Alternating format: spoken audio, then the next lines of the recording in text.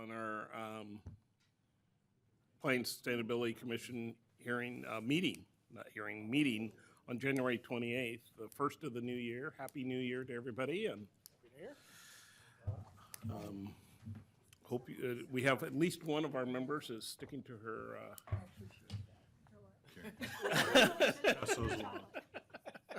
Her. Oh, I got an extra one. Yeah, too late. So the agenda today is we have a vote for 2014 PSC officers. We have a consent agenda, consideration of minutes from 2010 PSC meeting, and a street vacation, North Argyle Street, east of North Kirby Avenue. Then we'll have a director's report. Then we'll have a TSP update with Art Pierce from PBOT. And then we'll have recap 6 with Tracy Morgan and Phil. And those are all briefings. We'll start with items of interest from commissioners. Any items of interest? Go ahead. Yeah, we're having, we meaning a whole coalition of government and non-government agencies are having, it's our 12th annual Urban Ecology and Conservation Symposium at Portland State on February 10th. We started years ago the Urban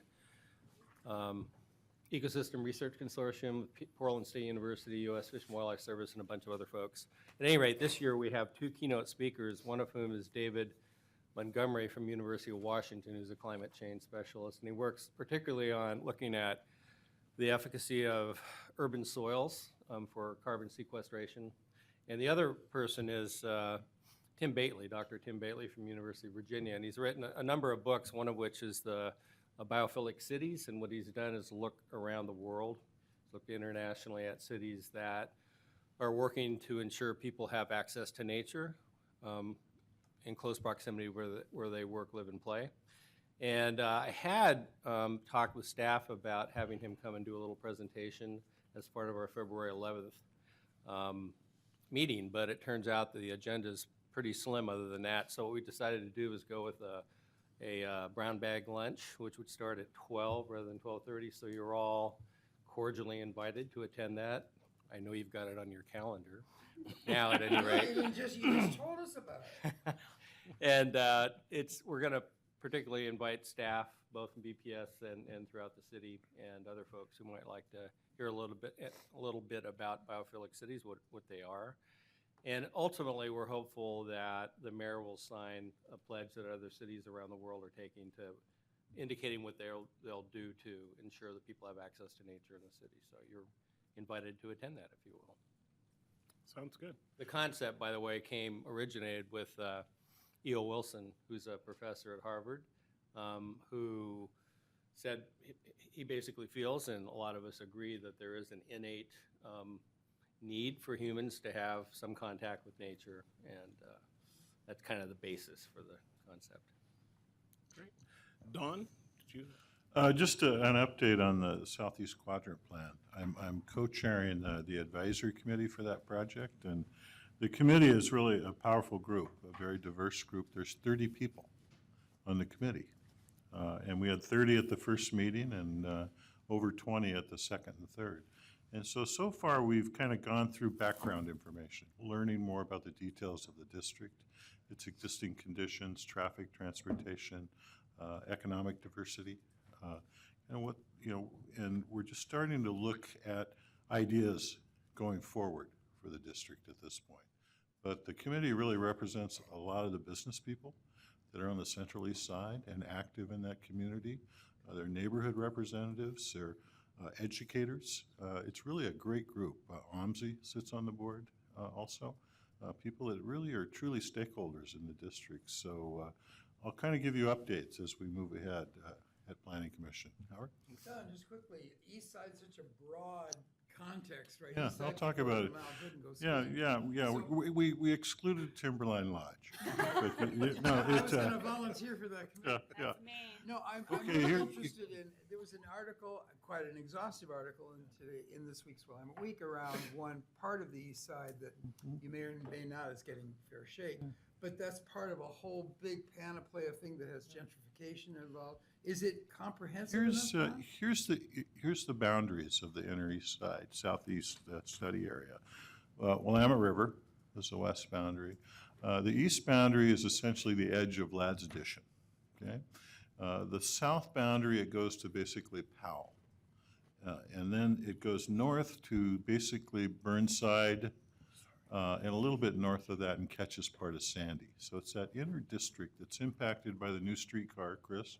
It's also impacted by, it'll have 2 new light rail stations, one at OMSI and then one a little further to the southeast. So that's the study area, Howard.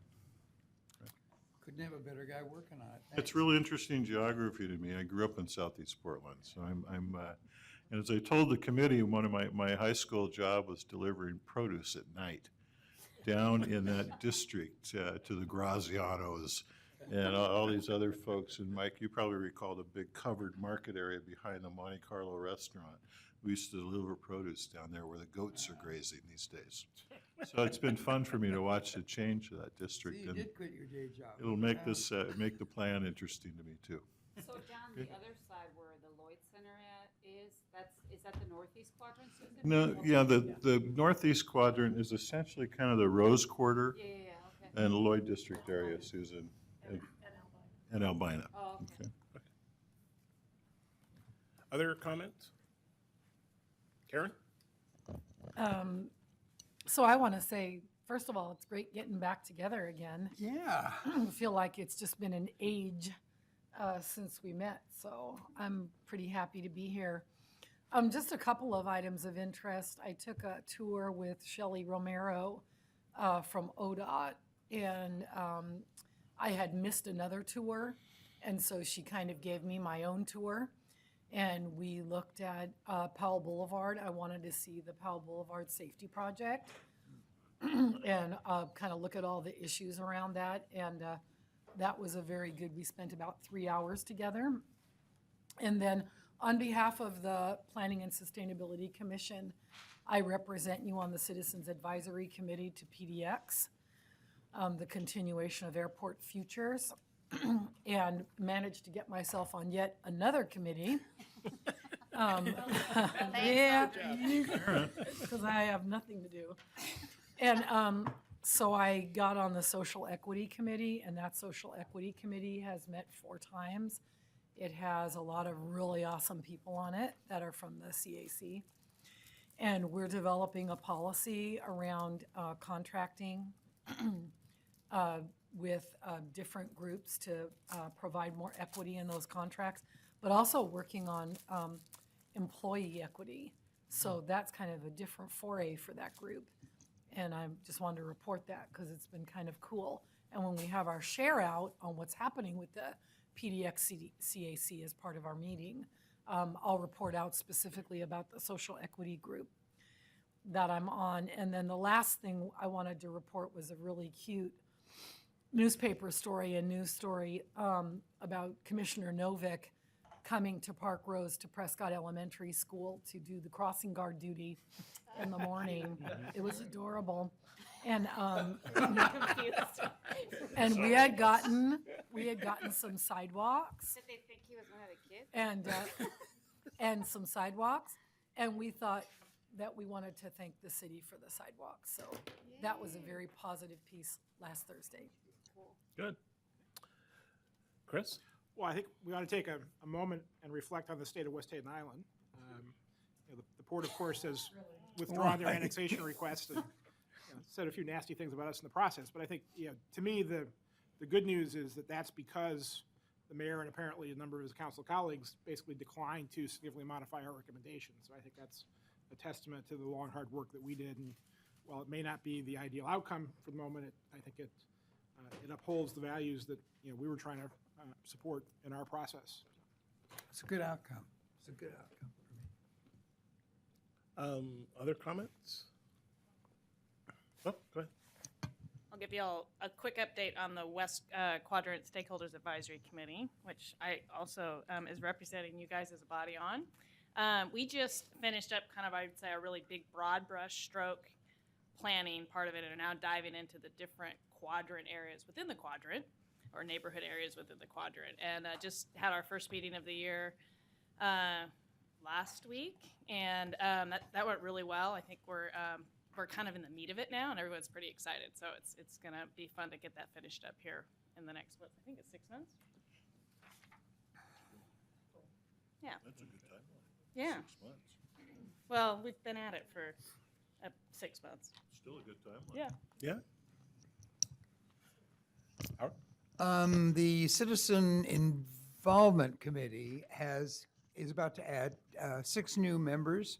These are folks who, like us, are volunteers, members of their distinct district and communities, and represent, hopefully, the voice and the tenor of where they come from. It's a wonderfully wide and diversified group of new 6 people, rounding out our constant 9. There's about 14 of us there. It's mandated, I believe, by the comp plan to have this committee.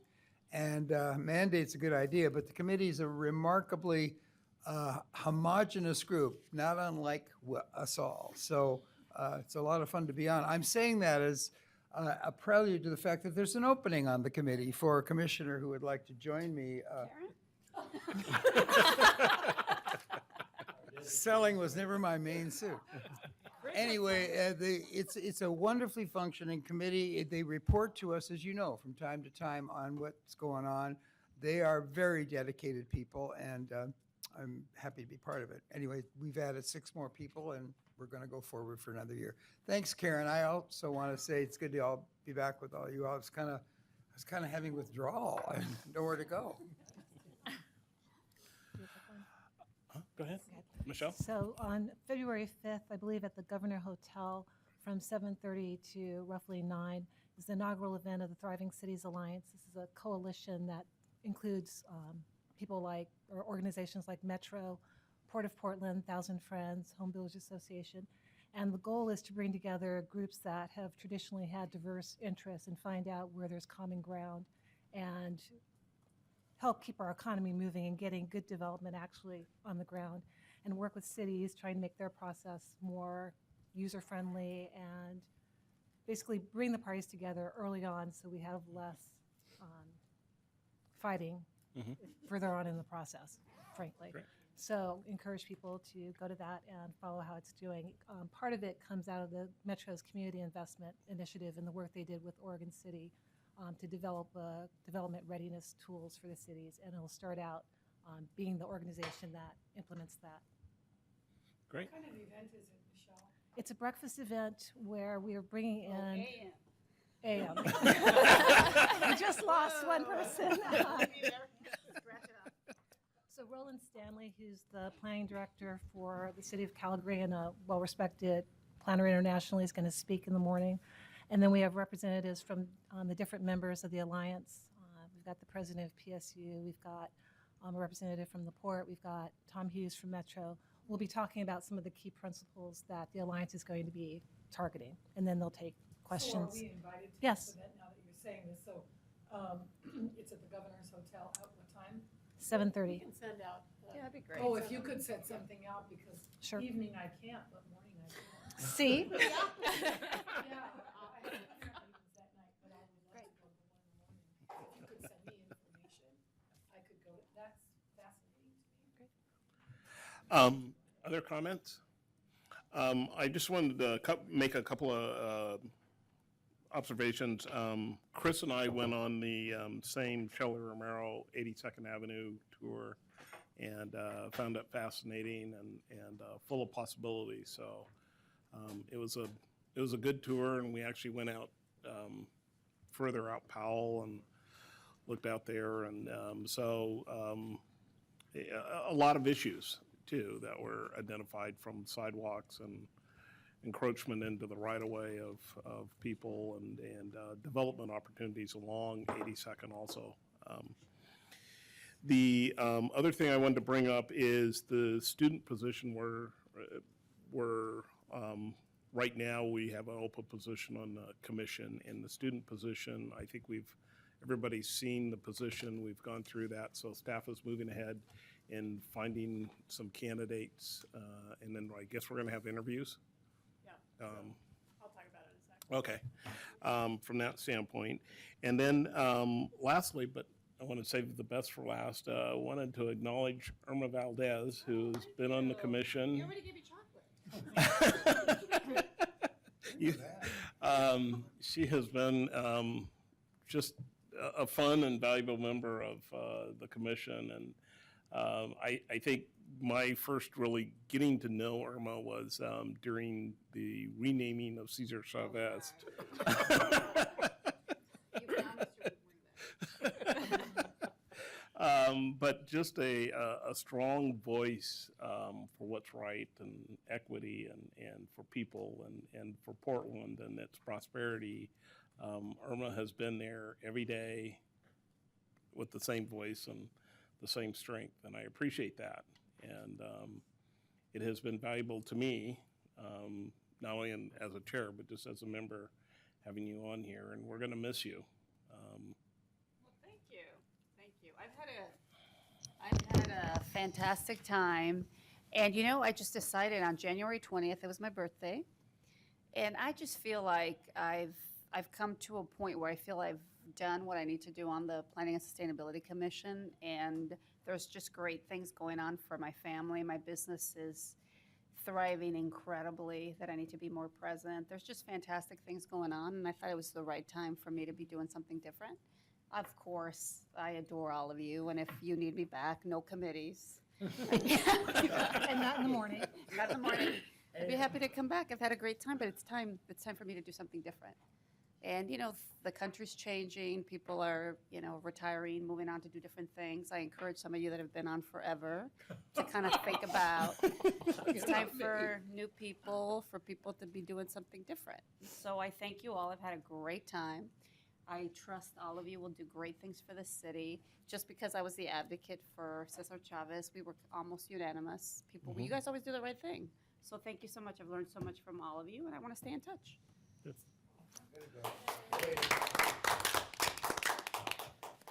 Well, I just not only Cesar Chavez, but the Portland plan and the airport and a lot of other things you were advocate and strong voice in. So, and you've been a strong voice for Portland and being in prosperity and making sure that everybody gets the opportunity to have advantages in the city. So thanks.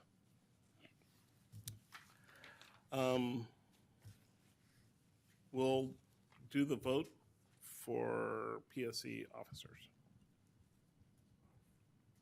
So I'll nominate Andre Bao to continue as chair and Howard Shapiro as vice chair, and then Catherine Schultz as a vice chair. Second. All in favor? Aye. Opposed? No? Guess there- Passes?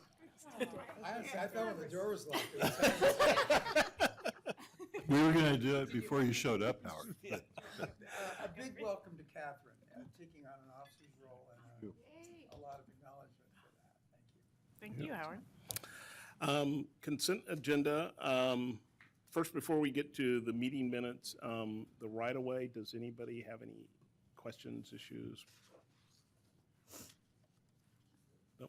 Okay, consent agenda item is consideration of minutes from our last meeting, which was December 10th. And the other item is the right-of-way number 7560 North Argyle Street, east of North Kirby Avenue. Move that we approve. Second? Move the second. All in favor? Aye. Opposed? Pass. Director's report. Okay, Susan? Great, thanks. So welcome back, and hope you are all having a good New Year. Welcome back to Howard, who's been in Hawaii. Thank you for coming back today just for this Under a lot of meeting. shade. I know you were here for this Good, meeting. good.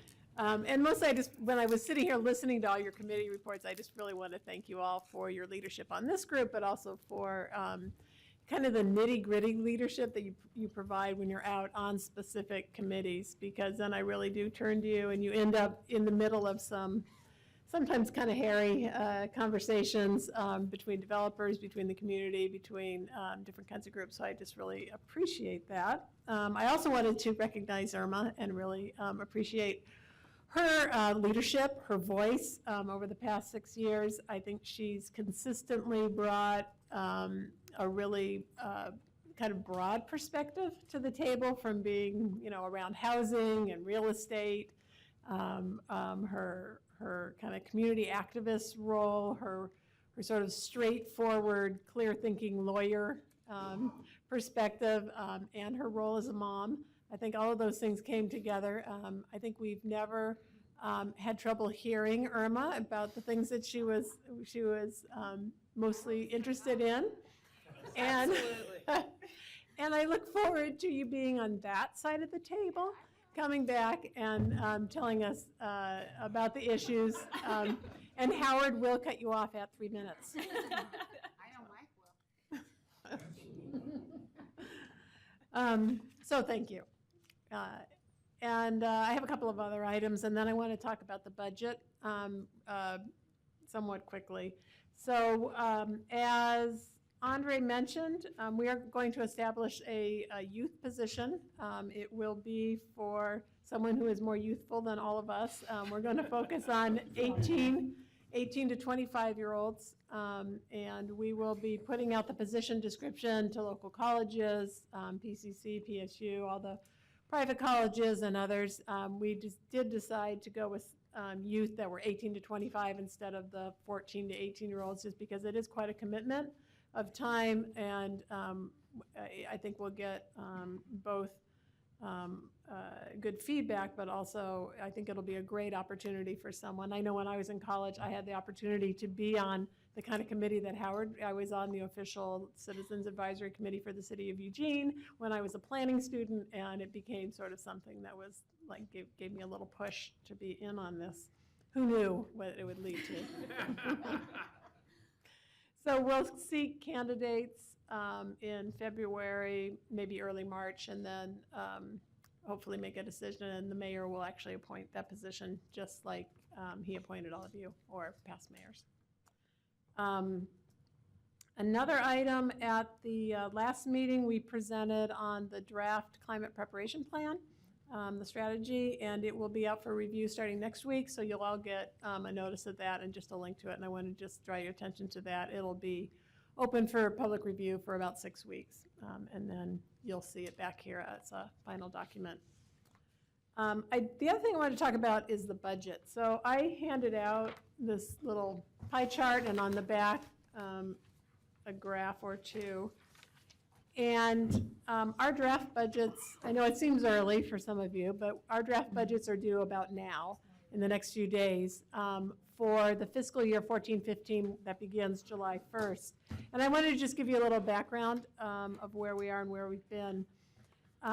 So also, I wanted to mention that Kat is serving on the one more committee, the Budget Advisory Committee for our yeah, we are done now.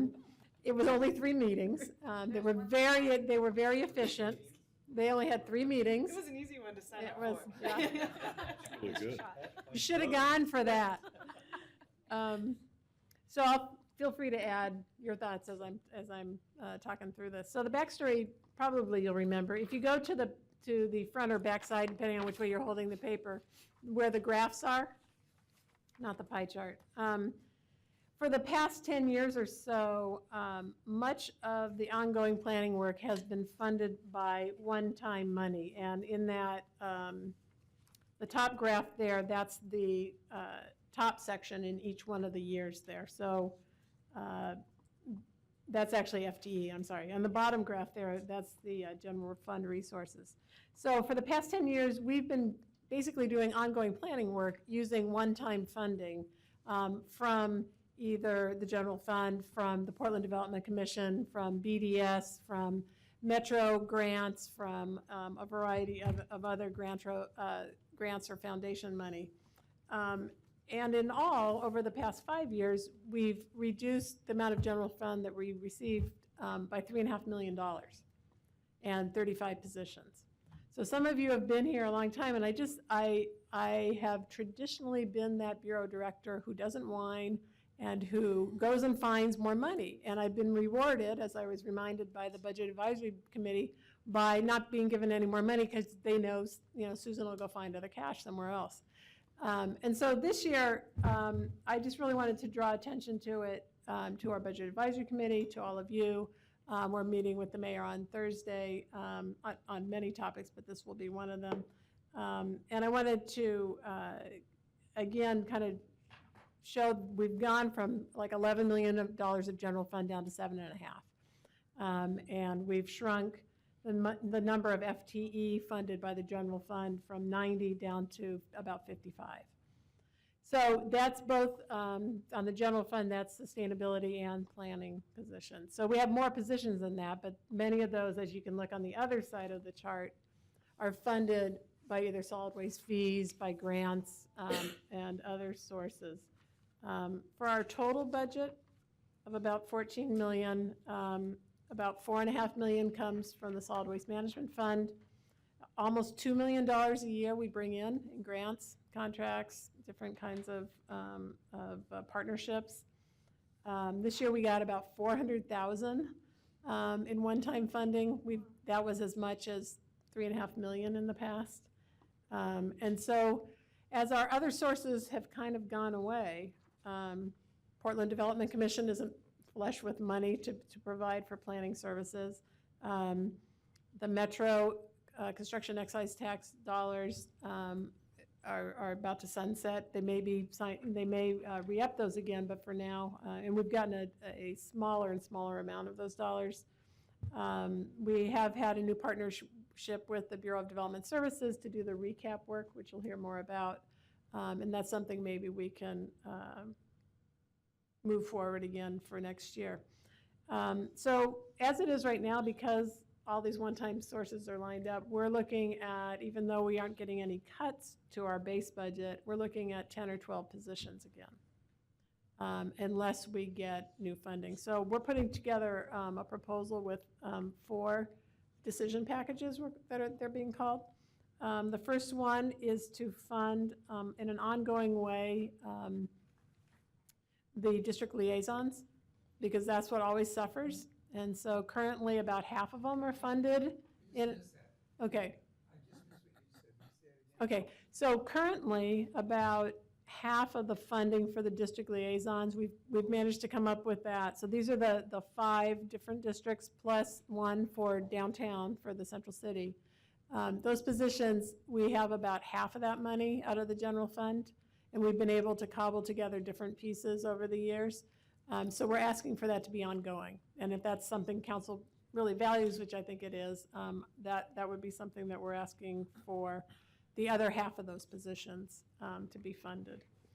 The second is a one-time ask to finish the comprehensive plan. So that's $350,000.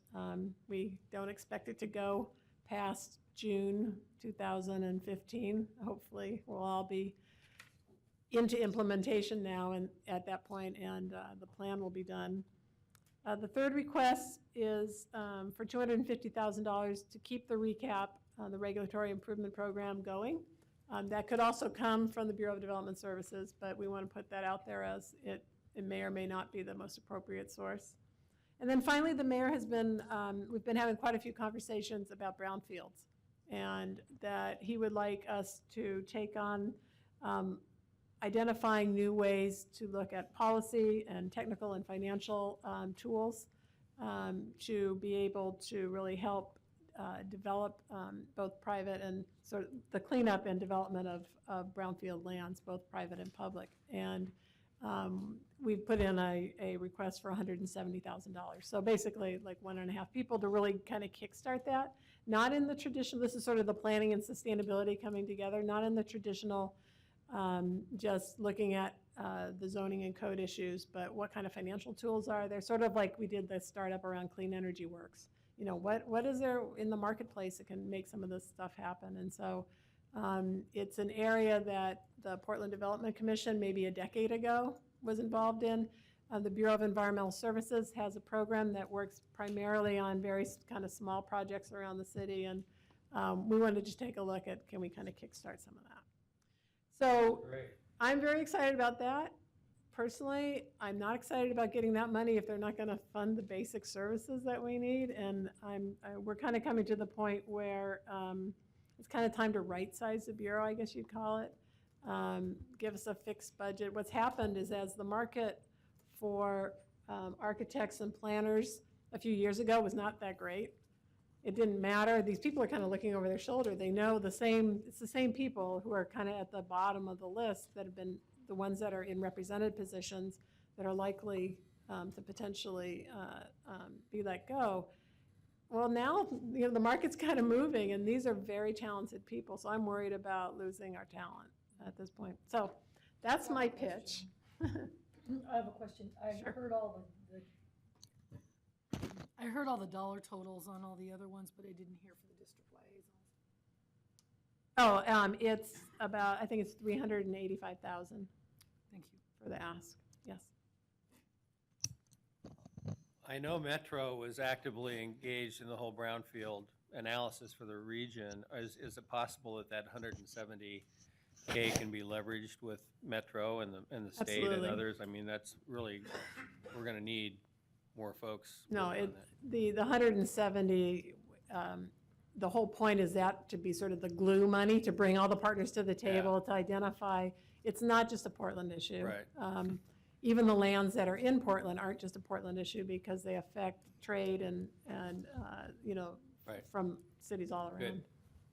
Yeah, It seems a little odd for City Bureau to approach the philanthropic community for help, but that does seem to be a resource, looking for grants. And we're a unique city doing some unique things. Are there opportunities in the foundation community right now that would look at pilot projects that qualify in the recap? I'm just making this up, but Right. where there are things we wouldn't normally, I really am making it up. You go.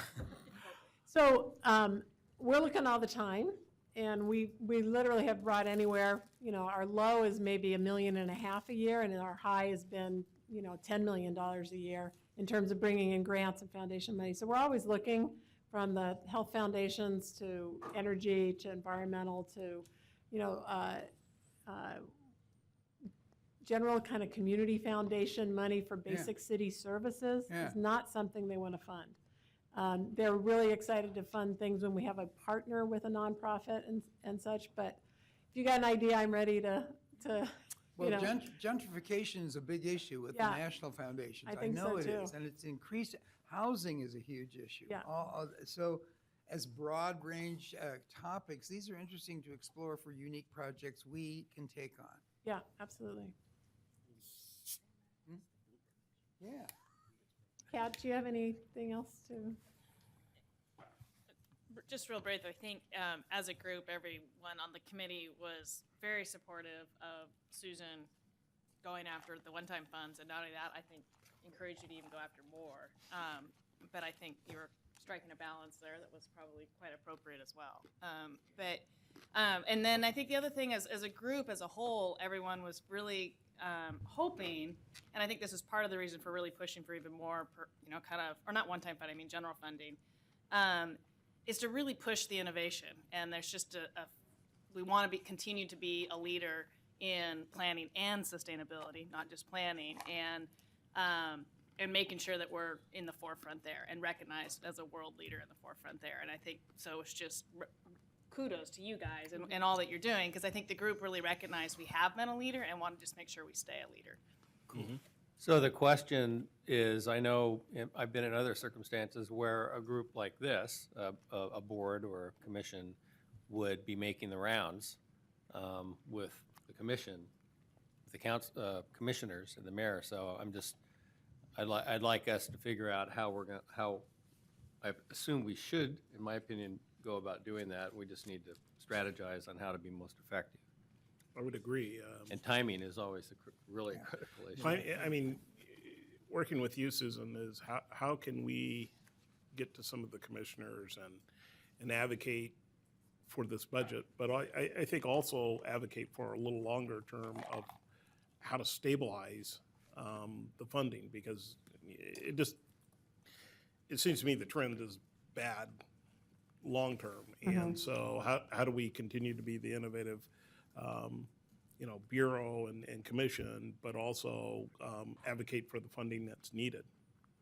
So the Budget Advisory Committee has drafted a letter that they're going to include with our budget.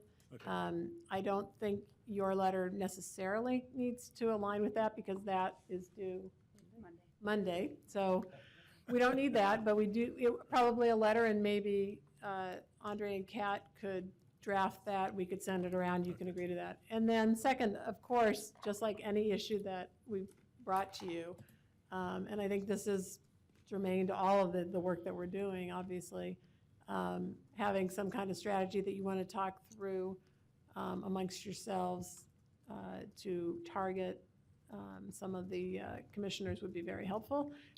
There will also be budget meetings out in the community, and my own budget committee hearing, at that hearing, having Andre be there would probably be a great thing. I don't know if Chris is going to be, he's in the past been on the city's budget advisory committee. Doing it for my 5th year this year. Going for the 5th year. 5th year's a charm. But besides that, I do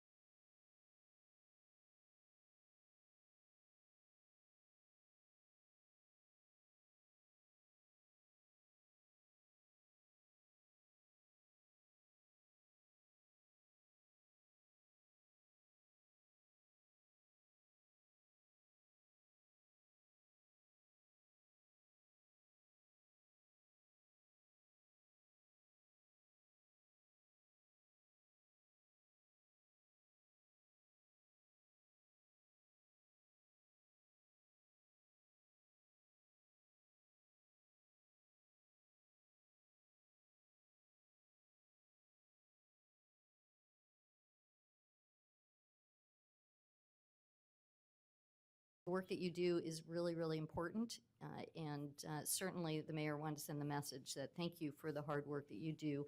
Often the unsung heroes of work at the city is all the boards and commissions and the volunteers that do a lot of the work of advising the electeds on day-to-day issues. So just a little bit on my background for folks who don't know me. I have lived in Oregon for 20 years. I know that still doesn't make me a native, but for most of my adult life. But I do have a planning background. I have a master's in regional planning, environmental planning from University of North Carolina, Chapel Hill.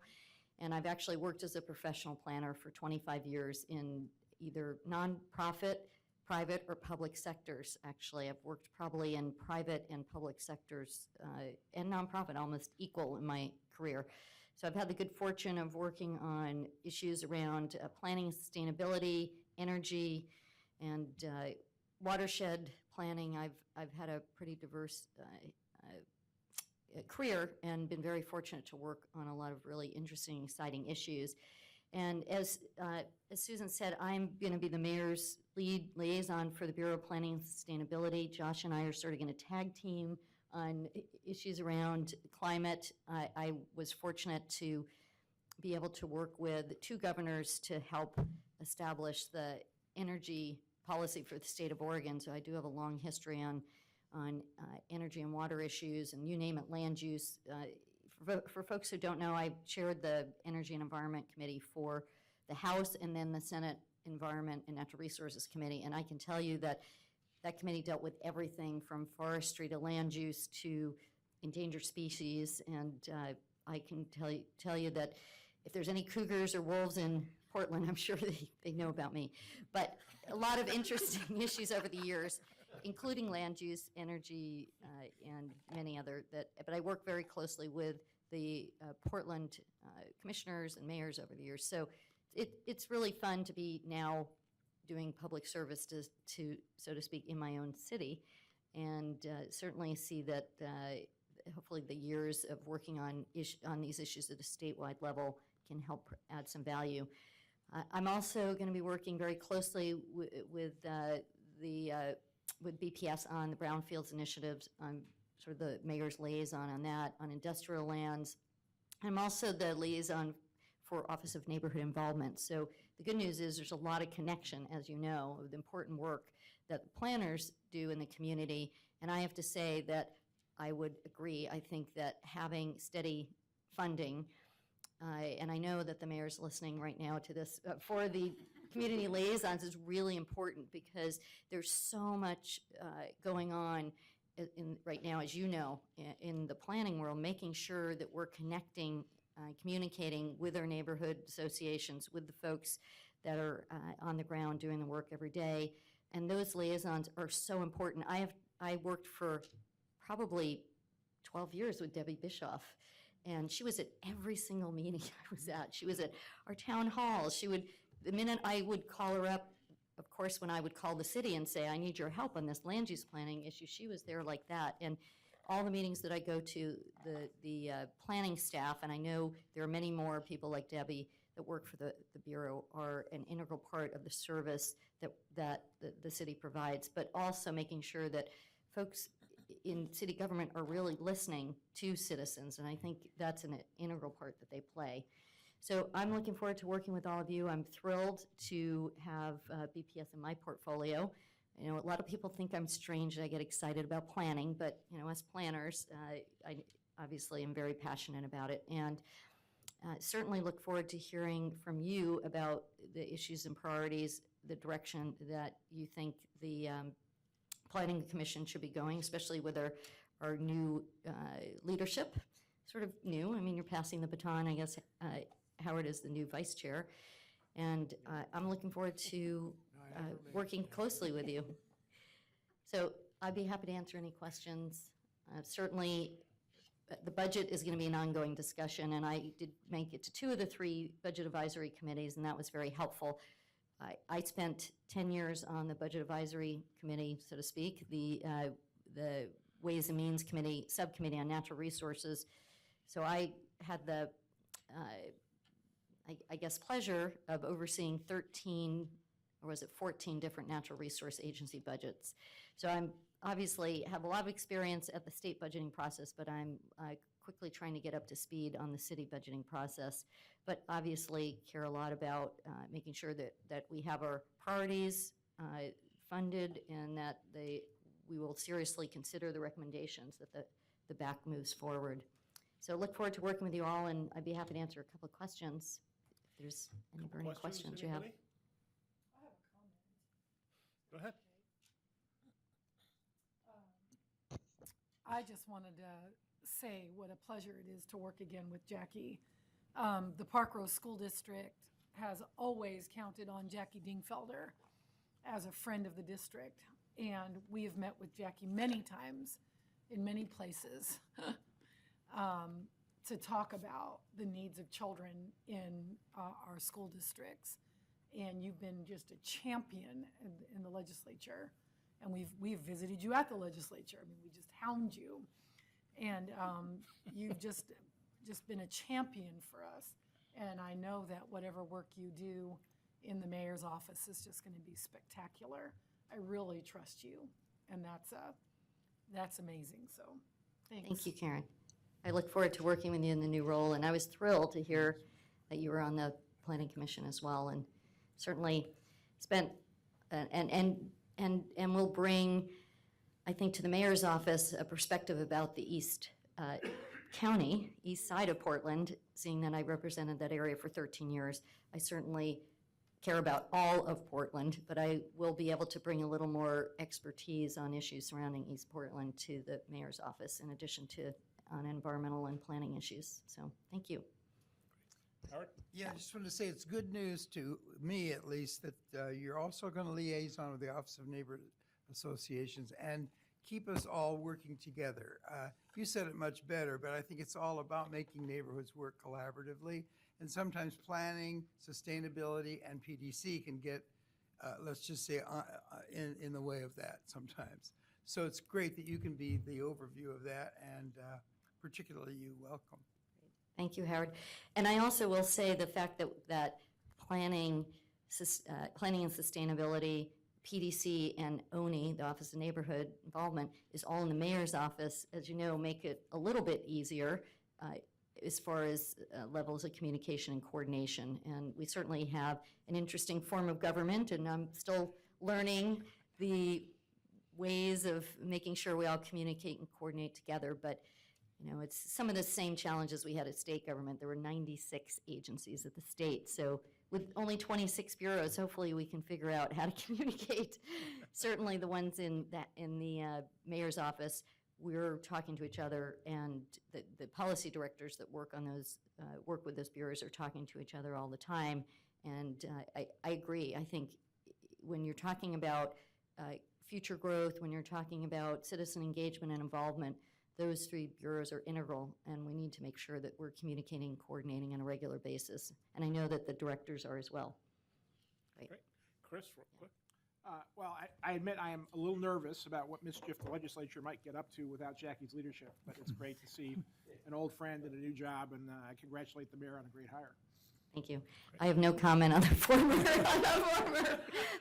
remark, but I'll look forward to working with you too, Chris.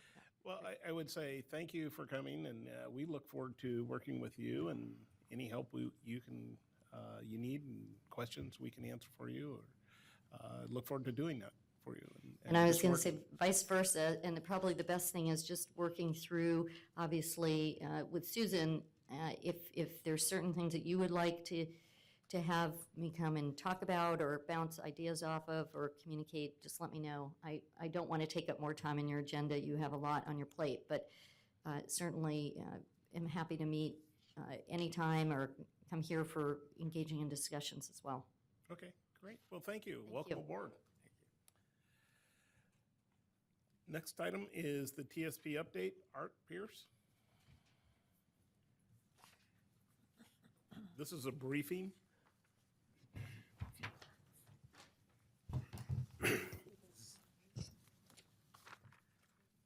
Good evening. My name is Eric Esterm. I'm with the Bureau of Planning and Sustainability. I just wanted to give a few remarks by way of introduction to Art, who is the planning manager at PBOT, and Courtney Duke, who's a senior planner there. I think maybe a common way of introducing this topic would be to talk about the importance of land use and transportation being related, but I think all of you are fully aware of those connections, so I don't think I need to go into that explanation. They're going to talk a little bit about what the next 18 months brings in terms of the transportation system plan, but I wanted to introduce it by way of just saying what we've been through in the last 18 months and some of the groundwork we've laid, both bureaus collectively working together on towards this. So just a few reminders of territory you've already covered that is contributing to this work in both the Portland Plan and the Comprehensive Plan. The networks PEG, which Chris was attended for, I think, about 18 months, laid the groundwork for a lot of what's going into the TSP in terms of policy. Chapter 7 of the draft plan that's out on the street, the draft comp plan, is kind of the tip of the iceberg of transportation policy, which the TSP gets deeper into. The urban design framework with the centers and corridors concept as a growth framework for the city is obviously helps lay the geographic framework for a lot of transportation thinking that PBOT is working on. The Portland Plan's introduction of health and equity as critical elements of how we think about infrastructure is being played out through the TSP and is a key piece that came out of your work. And then also, we started to give the public a teaser for some of the actual infrastructure decisions with the MAP app this fall, releasing one of the layers being essentially the very beginning first draft of the project lists and the actual on-the-ground work. So those are some threads of what's already been going on that lead into their work. And so with that, I'll just get out of your way. Okay, thanks. So again, my name is Courtney Duke. I'm with the Bureau of Transportation. I've been the liaison to the Portland Plan and the Comp Plan and the lead for moving the transportation system plan forward. And so I'm going to do a little bit of sort of transportation system plan 101 a little bit. I know some of you are more familiar with what the TSP is than others, but we thought we'd sort of get everybody grounded as to what we need to do, what we're starting to do. And then Art is going to talk a little bit more about some processes and how we're fitting in with some other work that PBOT is doing that you may have heard about. And then just some of his, I don't know, vision is quite the right word, but his thinking as our new planning manager about how the TSP is going to be more integrated possibly into the system. So, and I haven't used this computer, so let's go to slideshow. And I'm having a very difficult time seeing due to some sort of allergy problem I'm having, so sorry about that. Okay. So what is the TSP? The Transportation System Plan. It's the 20-year plan for transportation improvements. It's historically been, as we look here, the Public Facilities Plan for Transportation. This is also where the citywide systems plan component that you may have heard of from Michelle Koenig and as a part of the work through the comp plan. The TSP is a component of that citywide systems plan, and you'll see some of that process when Art gets to his chart. And it's our plan to establish our transportation goals, policies, and project lists. This slide tries to give a sense of how the TSP fits into those statewide planning goals. So again, you'll see at the top, we've got the statewide planning goals. The state in the past felt we weren't meeting those statewide planning goals, so they gave us some rules to follow in the transportation planning rule in the early 90s. And that rule dictates and tells us what we need to have in our TSPs. And so we have to be in conformance with those rules as well. Then we also have the regional transportation plan from the Metro. And again, there's certain things that our TSP needs to be in conformance with the RTP. Different than some of our partners in the systems planning group at Water and BES, they don't have these same levels of additional regulations and review. So then we have the comprehensive plan. The TSP is a component, a part of the comprehensive plan. We tried to show that in that sort of brown area of the goals and policies as to where the overlay is. And that's really what's in the working draft that you've seen. Again, we have another graphic later that shows that a little bit better. But then there's a lot of other things in the TSP that are, again, required either from the transportation planning rule from the regional plan are just things that we want to make sure that we talk about in our transportation system plan that aren't necessarily going to be adopted as a part of the comp plan. And that's how it is today, and that's how it will be when we do the update. And then again, we sort of have a little sidebar of the citywide systems plan of how we're going to fit in with that, both in the next draft as well as how we move into the future. And then, of course, we have lots of modal plans, the bike plan, ped plan, freight, lots of other neighborhood plans that feed up into the TSP and feed back down. And so this just gives a sense of how the overlaps are. And then we have just a little bit more detail, can we get policy wonky, of just, again, the state definition from the Oregon administrative rule. This really talks about that we need to have different modes and that we need to work between geographies and work around the city. So it's really talking about our multimodal planning. Then there's a funding requirement that we have to have in the TSP, that we need to have a funding plan that talks about how we're going to improve the system and make sure that we're able to meet any mitigation and any issues we have through rezoning or through other land uses.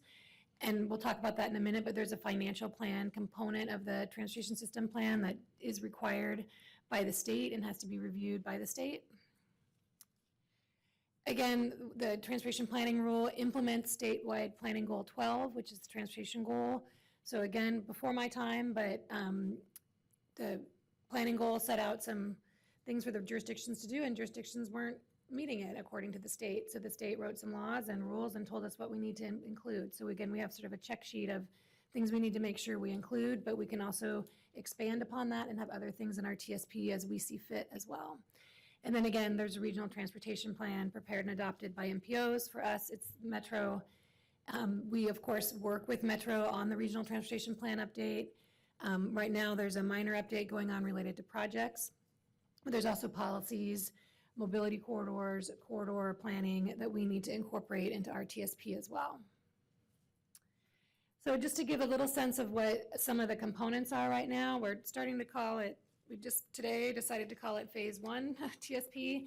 Those are the things that are in the current comprehensive plan working draft, some of the things that Eric talked about. That's stuff we're going to be continuing working on. We've been working on for about 18 months, especially the top 3 components, the chapters, and then we'll be continuing through the proposed draft. So again, Chapter 7 is the main transportation chapter. If you're familiar with the transportation system plan as it is today, that's Chapter 6, and Goal 11B is sort of the meat of the comp plan, transportation related in the current comp plan. So transportation, Chapter 7, has a bulk of our policies, but we also have a number of policies in the public facilities. Those are especially related to the right-of-way and how we're using the right-of-way. There are quite a few changes in that chapter related to community uses in the right-of-way, and acknowledging that the right-of-way is more than just the movement of goods and people. So that's reacting to a number of programs both internally and with our partners at BPS. And then there's some transportation-related or transportation-adjacent policies in the urban design and development, as Eric said, following up on the urban design framework as it relates to greenways and civic corridors. Then we also will have a component of the financial plan, new project selection criteria, and project list revisions and reformatting. That's especially as it relates to the citywide systems plan. That's really what the requirement is for that, for the comp plan. So we're looking to have revisions to all of that in spring and summer to review and add in. The finance plan, Art will talk a little bit about more how that's fitting in, but we're working with our finance staff to work on that along with some partners at Metro and Metro partners around the city. And then our new project selection criteria is looking towards the Portland plan and the comp plan related to adding things related to health equity, to prosperity, the climate action plan, and a lot of other things that have come up in the last few years to see how we're meeting current criteria and current thinking. And then we would be looking at revising our existing project list that's in the TSP based on that criteria, as well as existing projects and other things that might be needing new projects. And then we're looking at some reformatting of that list to really focus more on prioritization of projects rather than just sort of a list of projects to pick from. And we can talk more about that. And we'll be coming back to you for other briefings and other decision points, especially as it relates to the project selection criteria and the project lists. So phase 2 is sort of everything else. We've been working on a lot of these things over the time, but they're not necessarily a part of what will come out as the proposed draft. So that includes additional transportation policies and objectives that get a little bit more deep. We have districts and district policies in the TSP right now, so we're looking to see if that's something we still want to have, or if some of those policies are no longer relevant or still relevant. We need to integrate the streetcar and the bike plan that were adopted in the past couple years. Again, we have to have conformance with the RTP and the transportation planning rule. There's some existing modal plans that are required, so we're looking to see if that's something we still need, or if that's we can use our existing master plans. There's lots of other planning work going on around the city. You've heard of some of them, I think. The Powell Division, Southwest Corridor, Foster Powell, things like that need to be incorporated. And then there's some other bigger issues where we've got some separate processes going on related to transportation demand management. We have some parking work. We want to incorporate some health equity work that staff has already done. And then we have a level of service study going on as well that we'll want to incorporate. We also need to look at our existing studies chapters and see how those get updated. Some of it's sort of cleanup and administrative, and some of it's more decision-making. We also, and the rest of it is related to our street classifications. I think most of you know that every street in the city is classified by one of these 7 classifications. So we'll be looking at some changes to those classifications. Some of them sort of administrative. This looks like a typo, or why is this one that way? We might need to change it. But there's also some conversation about do we need some different classifications? Do we need to add some? And are there some locations where we need to make some changes, especially as it relates to the greenways and the civic corridors and some of our work with our freight and bike community. And then we sort of had the administrative, we have findings and ordinances and hearings and all that stuff that we'll be needing to do as well. So we're starting on all of that work, and then we've also are starting a transportation expert group, calling it a TEG, similar to the PEGs. It's a 25-member group meeting monthly, starting on Thursday. And Chris Smith is the member to continue from our Networks PEG.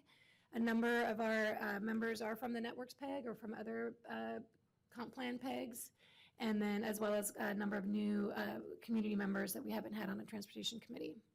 So we're starting that on Thursday and moving forward with the revisions we need to do for the phase 1 and starting our phase 2 work.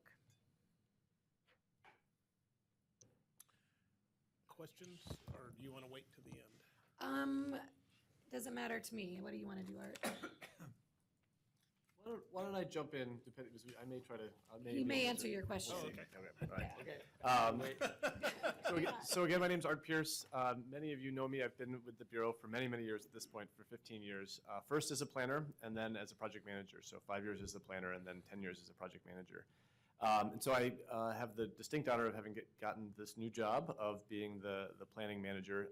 And we had just announced last week that we are combining the planning group and the project management group within the Bureau of Transportation. So it really provides a new opportunity to change how we conduct our business and how we tie policy outcomes to the actual projects and delivery of those projects. So it's an exciting prospect, and I think it was a great idea that Leah came to propose this as a new outcome. It's a big change for a lot of us who are in the middle of all those groups, so there's a flurry of activity figuring out how we will co-locate this group, but I think it will really shift how we do our work, and I think in part it will shift our approach to the TSP, given that we'll have this many more of the sort of practitioners who work on building projects involved also in setting the policy and making sure that that policy will be useful for them.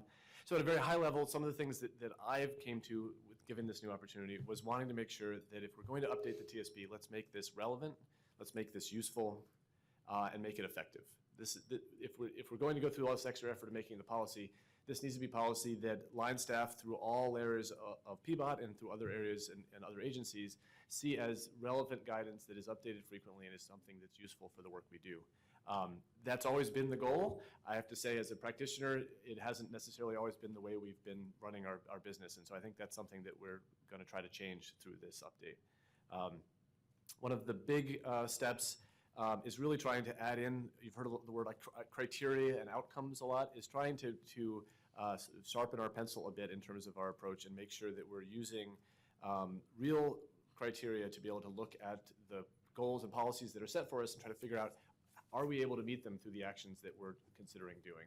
And that's going to be hard, and there will be pieces where we may slide back from that aspiration, but that should be where we're starting in terms of that. I don't mean to interrupt you, No, it's but fine. that's important to me. The urban scene is evolving, and innovative plans in other cities have made really dynamic changes rather quickly and abruptly interrupted what might have been a 20-year plan for a 20-minute pragmatic move, you know? Right. I'm sure that you mean you're moving with that in mind as you evolve the plan. Yes, yes, yeah. Good. And I think, honestly, I've been within the project management group, I've been part of the sort of fast-running part of the agency that was trying to deploy some very fast actions, and I think that there can be a link back to the policy intention that may have driven those actions as we're deploying those, yeah, for sure. So the other big thing is really it needs to be widely used.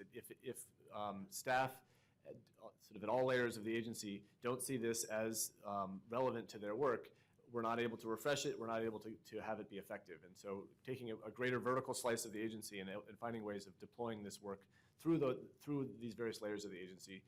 Already the folks with the development review use the TSP for their findings, but there's plenty of other staff who really could use this to help guide their decision making. The tough choices that we need to be making with a limited budget and in a limited amount of right-of-way could be guided by the TSP very effectively to figure out how we can make those trade-offs with some broader goals in mind rather than sort of to get out of the room of a specific conversation. So, and then the last piece is the TSP historically, at least in my opinion, has been very focused on how does it link to the specific capital program and has had less of a link to the programmatic side of the agency, so TDM strategies, parking strategies, those things.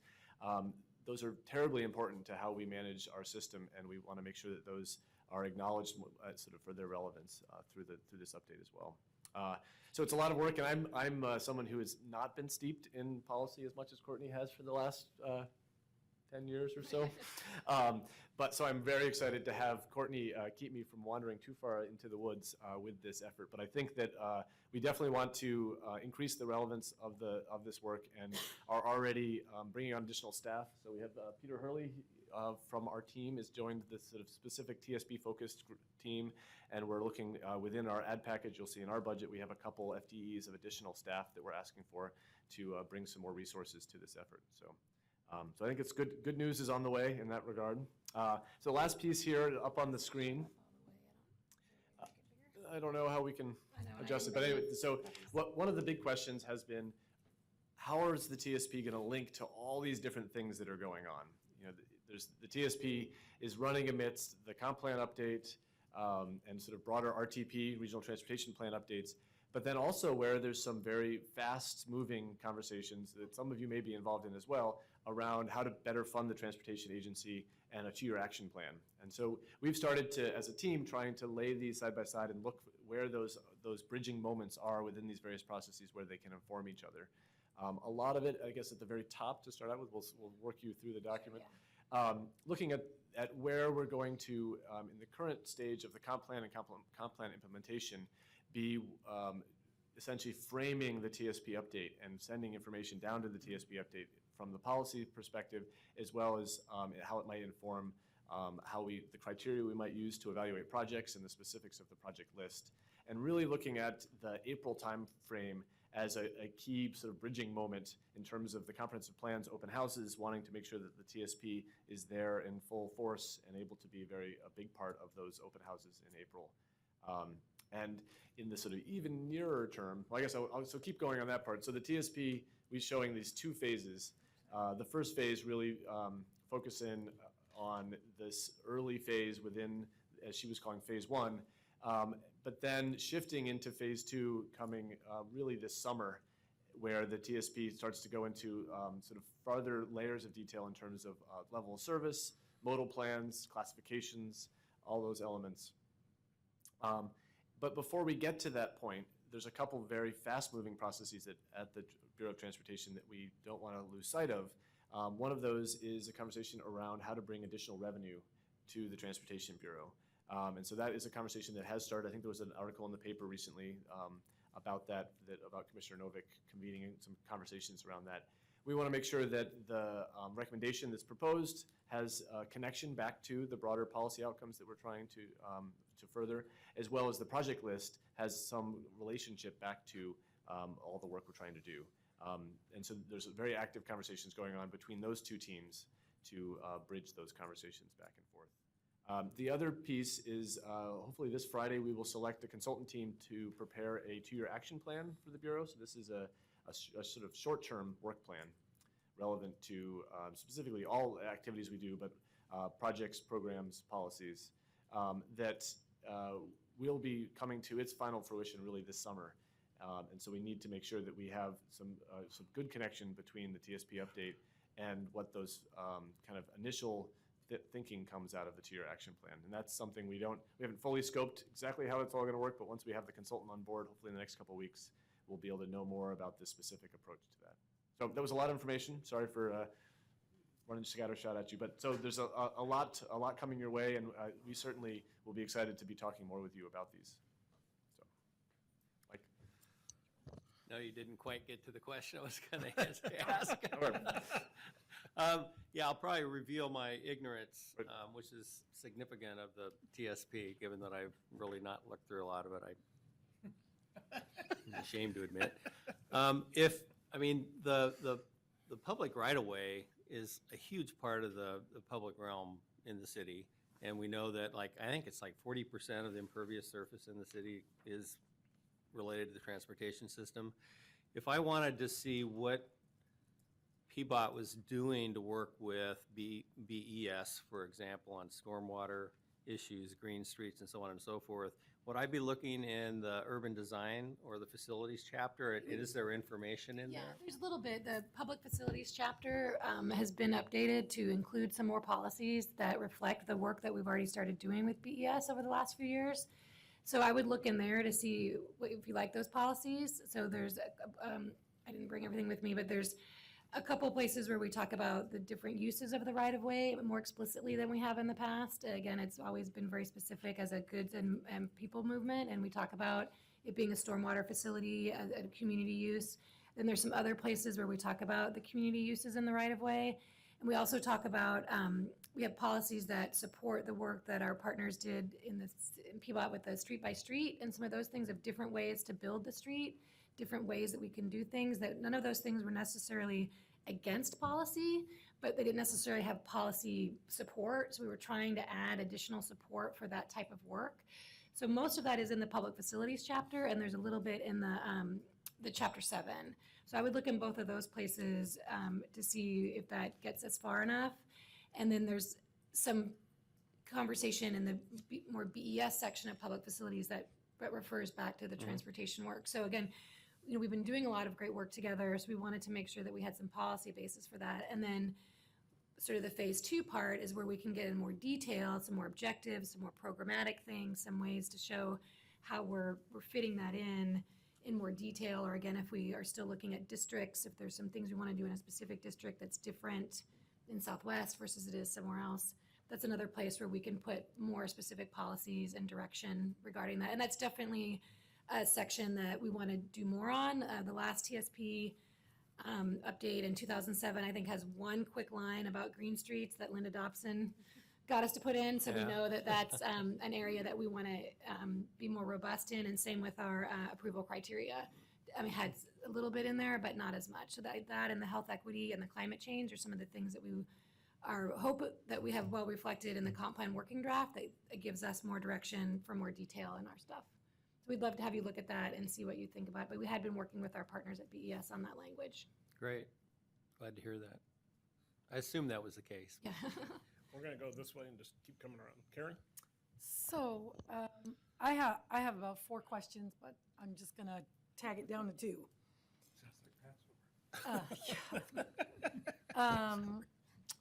So this was one of the ones I'm going to ask you. So you mentioned something about bringing more revenue to the Transportation Bureau. And I've heard in other counties and other places talking about new service fees, road taxes, or road fees, and they're fairly controversial. And sometimes people seem to feel that you know, they're willing to pay a little bit more money as long as their potholes get fixed. And it isn't just the major arterials that get all the money. So I'd like to know, given the context I just gave you, what are some of the ideas that you've heard around raising revenue that have merit? Unfortunately, we're not the right team to give you those details. So there is a team of folks at the Transportation Bureau that are evaluating a whole variety of types of funding structures. And I don't think they've gotten to the point of shortlisting that fee. So I don't think we have a clear answer for you at this stage. Certainly past processes, and actually, if you look in the TSP itself currently, even the current draft lists a whole variety of potential additional funding sources as potential. And I don't think that potential list has changed. You know, one thing we could do is, I know you all have talked about, some of you have not met Leah Treat, the new transportation director. Yeah. Is that it would be great to invite her here sometime in the next month or two and have her probably present on a couple different things, but we could put together a list of questions of things that we'd like her to comment on and to discuss. So that could be one of them. I think it's important to distinguish that's a good that level to when this affects people, people usually talk about fixing major thoroughfares and arterials that definitely have a lot of action. But people are also interested in their neighborhoods and getting some traction there. So I think that when you're talking about generating new revenue, you want to think about that really carefully. Karen, I can speak to that a little bit too in terms of Okay. policy work, because Yeah. we've heard that from our work through the comp plan and the Portland plan and our work with the district liaisons about, is there a way that the TSP can reflect and be more responsive to local streets and to the more neighborhood stuff? So that's something that we're looking at. Again, the sort of mandates from the state and the region are a little bit more arterial, system-wide capacity building.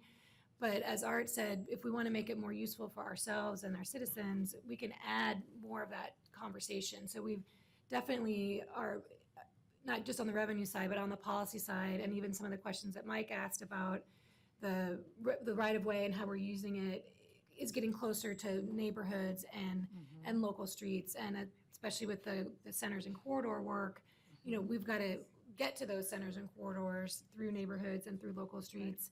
So we're trying to figure that out as well, of how can the TSP have policy language that either supports new revenues or a different way of dealing with local streets.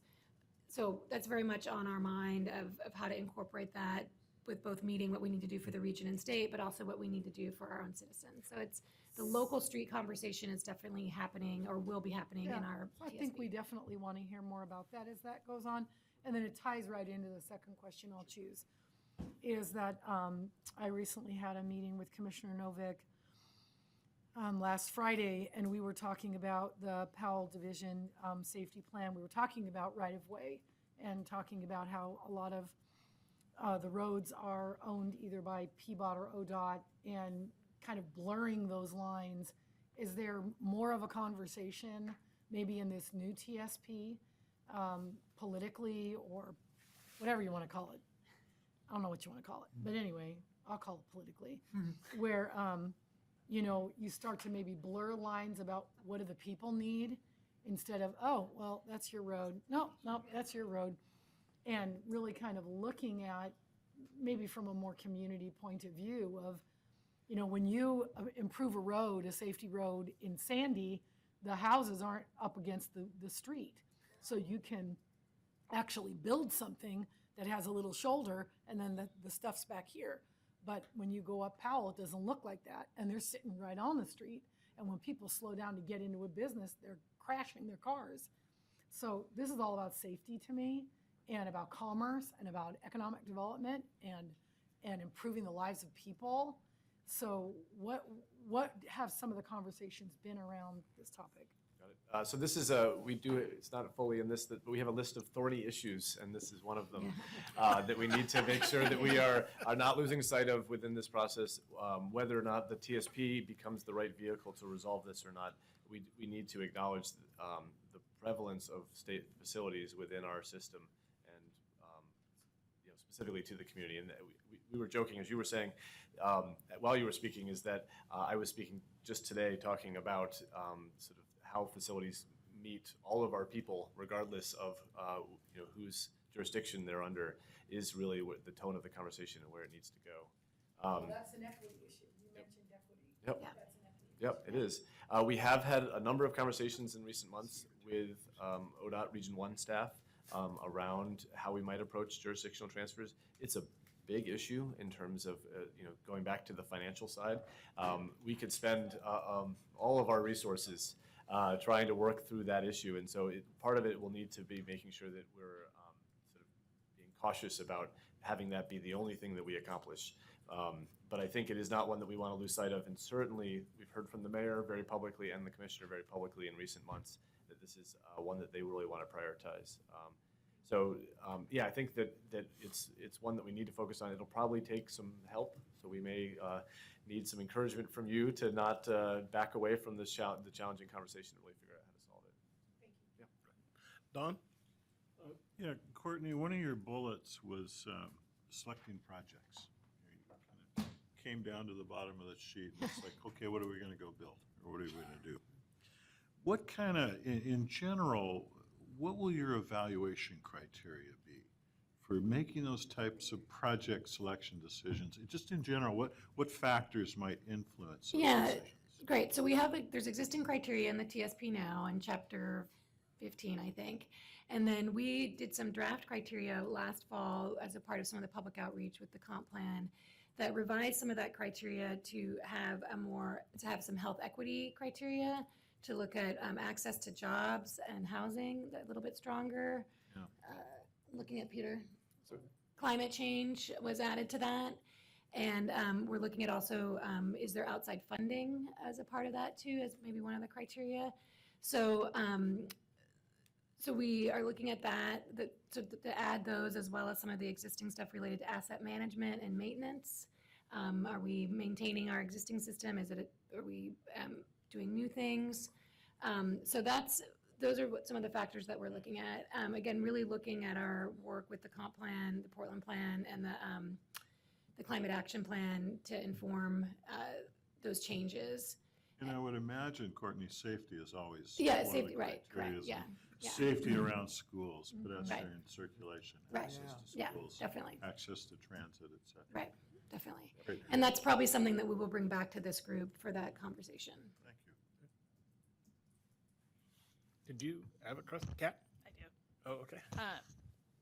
Hopefully a quick answer, but I was kind of curious if part of this effort is tying into looking at starting to work with planning to resolve some of the parking issues throughout Central City and the neighborhoods, and since that seems to be such a hot topic. I'll let the boss man answer that. So we have some specific parking conversations that are already teed up. One is through a couple of transportation growth management grants. So one is looking specifically at centers and corridors and working together with Barry Manning's work on those corridors. So that's one set of conversations that we will be having that will really be starting later in the spring and into the summer. And then we also, through sort of the next phase of Central City work, we do want to be looking more at Central City parking and the Central City Transportation Management Plan. So both of those are kind of beginning to be teed up. Director Treat, our director, is also very interested in talking even more broadly about parking, not just in those kind of key geographies. We haven't quite figured out how we will have that conversation yet, but that's something that she's really directed staff, a whole group of us across both planning and on the capital side, as well as in the system management side, to begin to scope. So we have a placeholder in our budget request actually to allocate some money next fiscal year to do even more on parking, but we haven't scoped the details of how we'll approach that yet. So, but yes, parking is very important, and particularly we're hearing a lot in those centers and corridors about parking issues. Great, thanks. Great. Chris? So in the PEG process, I think there are a couple big questions that are still unresolved. The couple that come to mind to me are civic corridors policy, where we've just heaped an incredible number of expectations on those corridors that they're going to support every mode of transportation known to man, plus they're going to be great places with wonderful land uses. I think the other is how we're going to replace LOS as a measure of how we're doing. LOS is level of service, which really counts how many vehicles we can move through an intersection rather than people. Cars. Right. So, having a better measure to tell us if we're succeeding is important. So you want to foreshadow at all how we're likely to resolve those questions in this process? I can talk a little bit about it. Both of those are under our thorny issues as well. You've all picked our thorny issues. I'll talk to the level of service first. We've had a grant last year through DLCD to move forward with some multimodal level of service work. And we've gotten another grant to continue that. And Art can probably finish up for me, but we're looking at some specific geographies to test some of those over the next few months. Rodney Jennings is the lead staff on that at the moment at our bureau. And, we hope to have that as a part of the TSP when it comes through in 2015. We're not sure if we'll be able to have it in time for some of the proposed draft or some of the work we're doing with the project lists yet. But we are moving forward on some changes to look at things that are level of service that's other than just moving motor vehicles through the process. The last sort of round had sort of 3 levels of sort of a big systems-wide level, a corridor level, and then more of a development review level. And I think we're focusing on the development review level. Is that correct? Right, because that's really where a lot of this is coming up, is with our development review staff, with buildings coming in, with our partners at ODOT, of actual development happening. So I think we're moving towards looking at this at that level first, and then moving things up. And I think Art's got some details on that. And then with the civic corridors, it's a little bit of a 2-pronged approach. We're working still collaboratively with BPS through the proposed draft process. And then for us, more in the phase 2 is where we're going to look to see if what we need to do for those corridors. Is there something different we need to do in our classification descriptions to help those corridors move forward? We're going to be looking at our project list currently for the corridors and centers to see what projects we already have in those locations that help or enhance or detract from those corridors and centers, and see if we need to make changes to those projects. We've talked about having the centers and corridors be part of the criteria for project selection, and one of the rank, a yes or no or point system. We're still not quite there yet, that if you're in one, if that project's in one, it gets higher or lower, depending upon the center. So we still have the same concerns at a staff level of trying to be everything to everyone. I haven't seen the latest draft of the UDF and the Chapter 5, and Eric may be able to talk more about that, how that's moved along. But we're in constant conversation about that and about how we can use those. And back to, I think Karen's point, a majority of those are also ODOT right-of-way. So it's not only it wants to be everything for everyone, it's also ODOT right-of-way. So and it'll be another topic at the TAG, so we can talk about it again, probably in March. And I don't know if you wanted to give more detail on the level of service, or?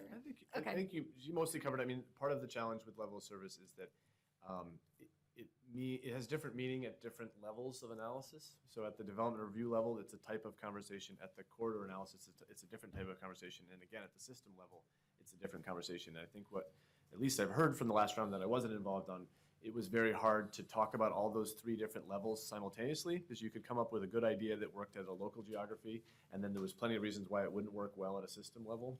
And so part of the thought was, if we focused in on one geography and really tried to sort of complete the conversation at that geography, we might then be able to see how transferable that is.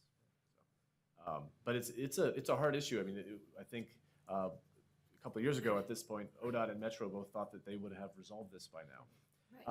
So they're still hoping that we will, but it's not as easy as anybody thought it might be to take this on. Thank you. Great. Michelle? Irma? I had the parking question. Okay. Howard? Well, I'm sure, Chris, you asked my question, but I guess I want to focus it more specifically. Burnside between 10th and 11th in Northwest is illustrative to me of planning, sustainability, and transportation all coming together in one chaotic opportunity. And I say that because the evolution of the west of Burnside, I think I'm saying that correctly, makes that area more of a pedestrian corridor than ever before. And pedestrians really own the street.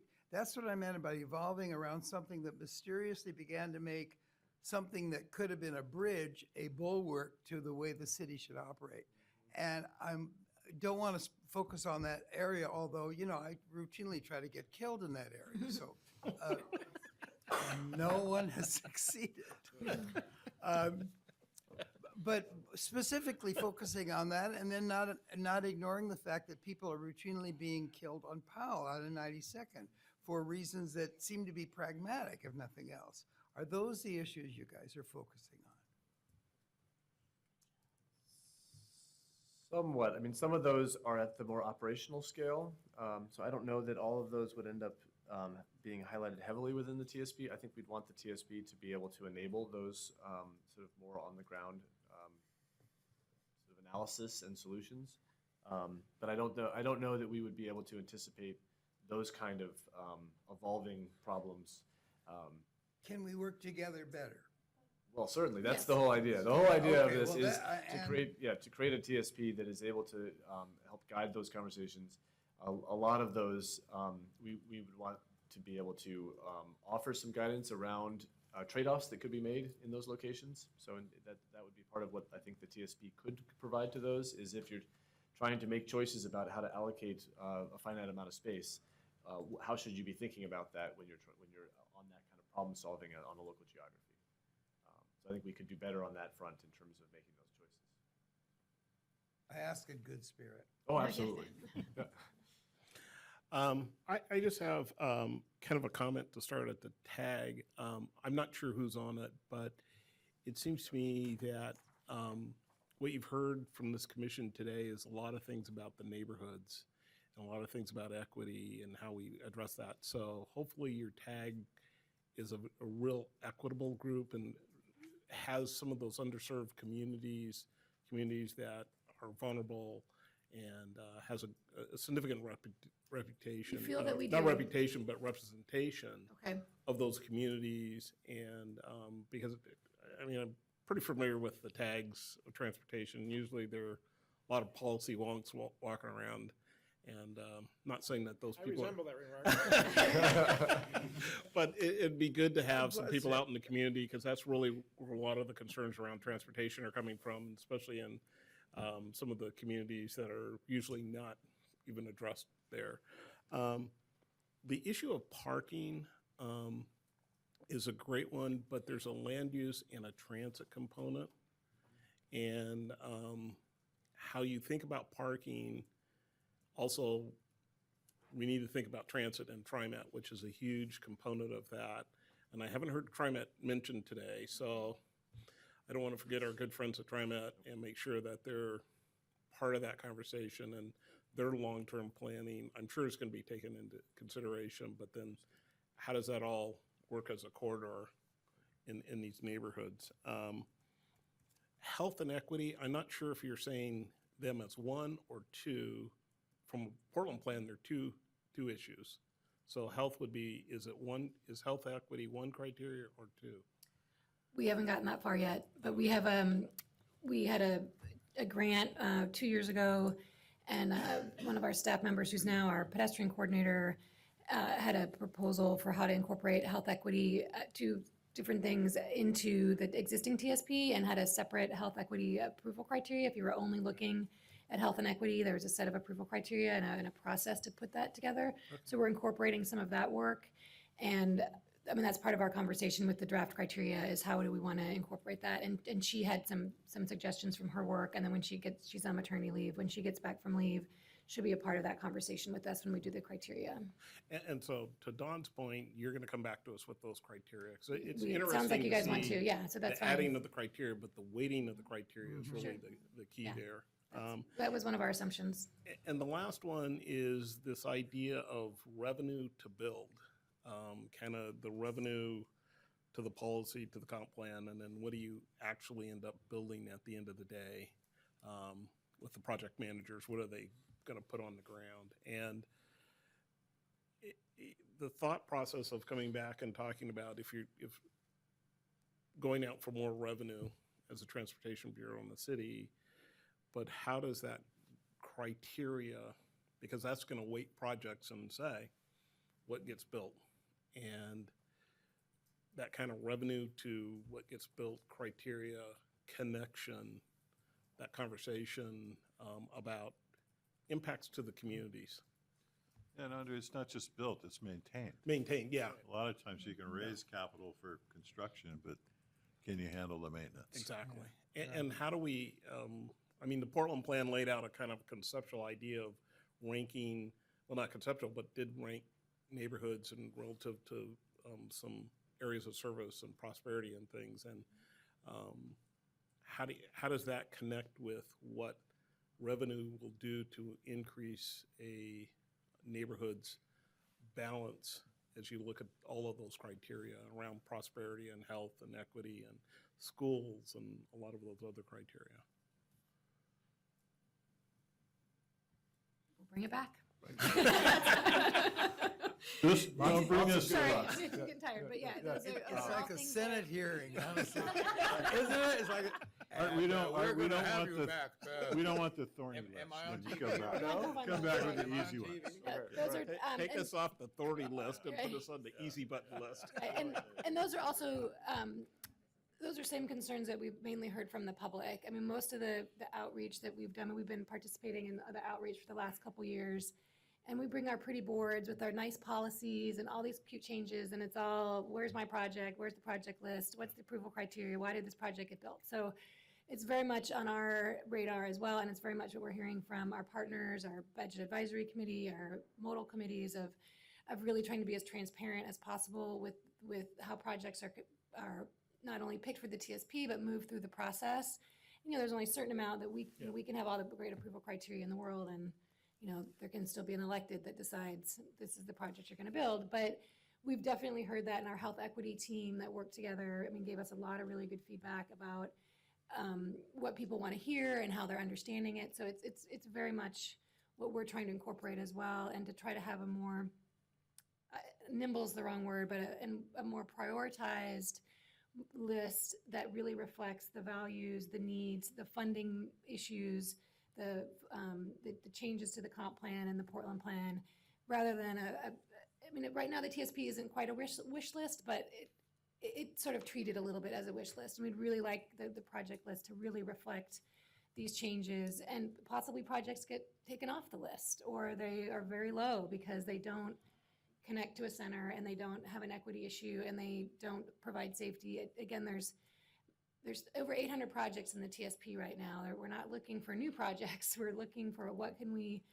realistically build that supports our communities, our people, and all these other policies that we have, and be transparent about how those things move forward. So it's very much, and I think that's especially why Art wanted to show you the conversation that we're having with the revenue work and the 2-year action plan, because I mean, that's going to impact some of that criteria or vice versa. We want to make sure that the work that we're doing, the folks that are working on that, Art, luckily for the 2-year action plan, is reflecting those same values as well, and those changes that, again, it's all draft and it's all thinking, but we want to make sure that that's reflected, and in our partners doing the revenue work to make sure that any of those projects, if they're more maintenance-based, you know, let's double check that they're in a corridor or a center, or, you know, and again, back to Karen's question about local, how can we incorporate that more into the TSP so all those types of projects are reflected, and at least programmatically.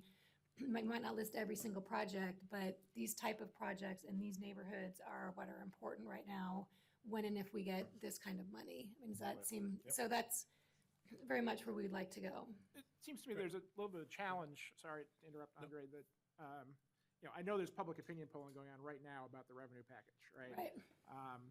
You know, so we've done, you know, literally 5 years of community outreach here with the Portland plan and then the PEG process, and established, I think, some things that are deeply value-based in the community. Correct. I worry that the public opinion research will show what, you know, what might carry if something got referred to the ballot, which could be a very different short-term answer than the long-term work we're doing. How are you guys going to make sure that, you know, the short-term politics don't disrupt the long-term planning too much? Probably by having our director come to your next meeting. No, Chris, I'm going, I think that's perfect. Yeah. Good answer. That is so right on. No wonder you got promoted. bring the director. We're going to get thorny. You know, I'm glad you brought that up, because the polling, it's a snapshot in time. And you've done 5 years of strong work. How can one negate the other? Yeah. I think that's a good point, is how do we really connect with the Portland plan and now the work going on the comp plan, the work you're connecting into to kind of get revenue to, build and maintain. And I know there's going to be maybe a different answer. I think what you're hearing is we don't want to disconnect those two. We'd like some cognizant thought about how do we connect the long-term desires of people and efforts with kind of this snapshot in time, I guess. I guess one thing that I'm sure Leah can talk a lot more in detail about is whatever funding proposal comes through this process is not going to be the answer to all of our funding issues. This is going to be a targeted approach at stabilizing the funding needs specific to some specific set of projects or maintenance activities. And so I already am trying to caution myself from seeing it as the only conversation around funding, and if we don't match all of our projects into this, we're never going to sort of have everything aligned. This is going to be one of the many conversations we'll need to have around transportation funding and how to maintain our system, as well as creating the city that we want to live in the future. And this funding conversation is not likely to be able to encompass both of those entirely. No. Andre, just, Go on. Courtney, you mentioned there's 800 projects on the list. Are you sure? It's pretty close, yeah. I mean, we have 400 in the RTP, Yeah. so, yeah. 800. I mean, we started out with almost 2,000 in 2000 when we, in the year 2000, we had almost 2,000 projects that came out of all the neighborhood plans and Right. the needs assessment, and through our criteria then narrowed it down to about 800. Okay.